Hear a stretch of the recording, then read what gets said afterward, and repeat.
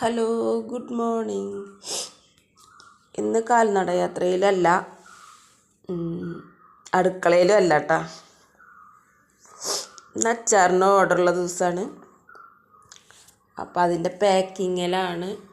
കുറച്ചൊക്കെ പാക്ക് ചെയ്തിട്ടുണ്ട്. മാങ്ങച്ചാർ, നെല്ലിക്കച്ചാർ, നാരങ്ങച്ചാർ, പിന്നെ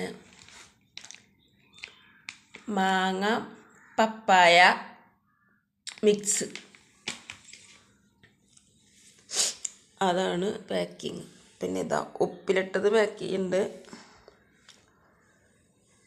ചെയ്ത് വെച്ചിട്ടുണ്ട്. പിന്നെ ഉപ്പിലിട്ടതിൽ ഒഴിക്കാനുള്ള വെള്ളമാണ് ഇട്ടത്. സുർക്ക വെള്ളം മുളകും കൂടി മിക്സാക്കിയതാട്ടോ. അപ്പം അതാണ് ഇന്നത്തെ ജോലി.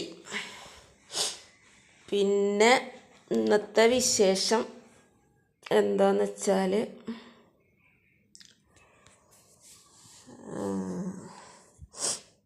ബാഡ് കമൻറ്റ് വന്നതെന്ന് പറഞ്ഞിട്ട് പലരും വീഡിയോ ചെയ്യുന്ന കാണാം.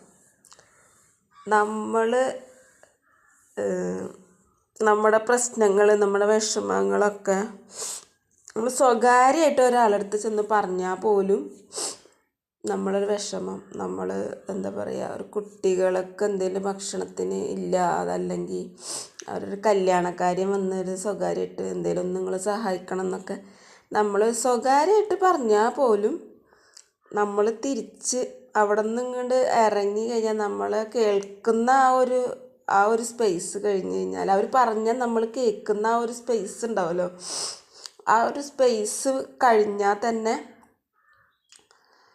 അവർ നമ്മളതിനെ കുറ്റം പറയാൻ തുടങ്ങും.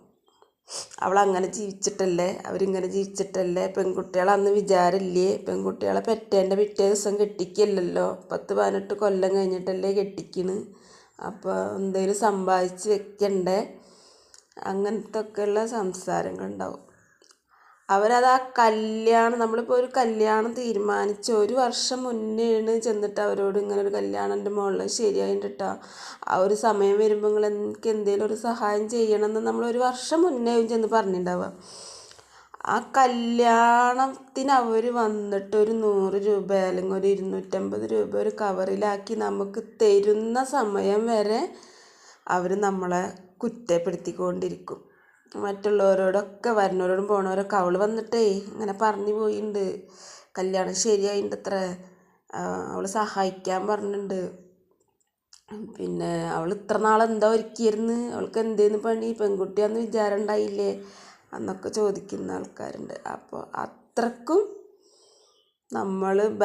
നമ്മൾ എന്തൊരു സഹായം ഒരാളടുത്ത് ചെന്ന് ചോദിച്ചാൽ ബാഡ് കമൻറ്റ് വരാതിരിക്കില്ല.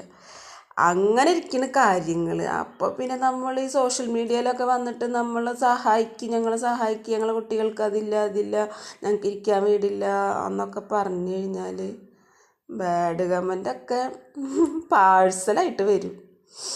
അപ്പോൾ ആ ബാഡ് കമൻറ്റൊക്കെ നമ്മളത് എന്താ പറയുക, നേരിടാൻ തയ്യാറുണ്ടെങ്കിൽ മാത്രം ഒരാളുടെ അടുത്തൊരു സഹായം ചോദിച്ച് ചെല്ലാൻ പാടുള്ളൂ. അതാണിപ്പോൾ ഇന്നത്തെ വിശേഷം. ഇന്നത്തെ ഉപദേശം തരാനുള്ളത് അത്രയേ ഉള്ളൂ. അല്ലാതെ നമ്മൾ ബാഡ് കമൻറ്റ് നോക്കി അതിന് മറുപടി പറയുന്ന ജീവിതകാലം മുഴുവനും ഇങ്ങനെ അത് പറഞ്ഞുകൊണ്ടിരിക്കേണ്ടി വരും.